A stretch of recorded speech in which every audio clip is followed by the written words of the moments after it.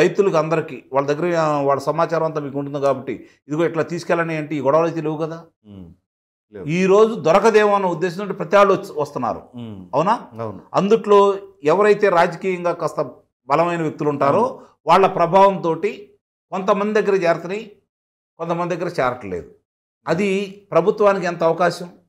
ప్రభుత్వం తరపున ఈరోజు పంచేవాళ్ళు నిజంగా స్థానిక నాయకులకు ఎంత పేరు వస్తుంది చెప్పండి. అందరికీ సక్రమంగా వెళ్ళిపోతే ప్రభుత్వానికి పేరు వచ్చింది, స్థానిక నాయకుడికి పేరు వచ్చింది. ఒక నాయకుడి కోసం 1000 మంది రైతులను ఇబ్బంది పెట్టడం కరెక్ట్ కాదు కదా.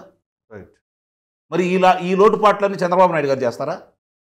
స్థానికులే కదా చూసుకోవాల్సింది, శాసనసభ్యుడు కదా పర్యవేక్షణ చేయాల్సింది. మరి ఇలాంటివన్నీ కూడా చేసి అధినేత మీద నెట్టడం అనేది ఎంతవరకు సబబు? పక్క రాష్ట్రాలతో పోల్చుకుంటే మనకు ఎక్కువ వచ్చినాయి. నిన్నగాక మొన్న 75,000 మెట్రిక్ టన్నుల యూరియా కూడా రావడం కూడా జరిగింది. అంటే మన సమస్యలు అధినేత దృష్టికి వెళ్ళిపోతే రైతు సమస్యలు ఆయన సత్వరం కేంద్రంతో మాట్లాడి తెప్పించుకుంటున్నారు.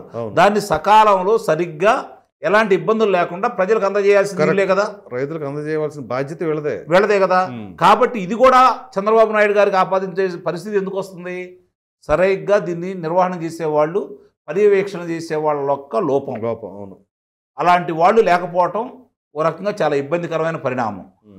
ఇవన్నీ కూడా అసెంబ్లీ వేదికగా పంచుకుంటా ఉంటే ప్రభుత్వం డొల్లతనం బయటకు వచ్చిందే తప్ప ప్రభుత్వానికి ఏమైనా ఉపయోగం జరిగిద్దా? అదే కదా చంద్రబాబు నాయుడు గారి ఆవేదన ఈరోజు.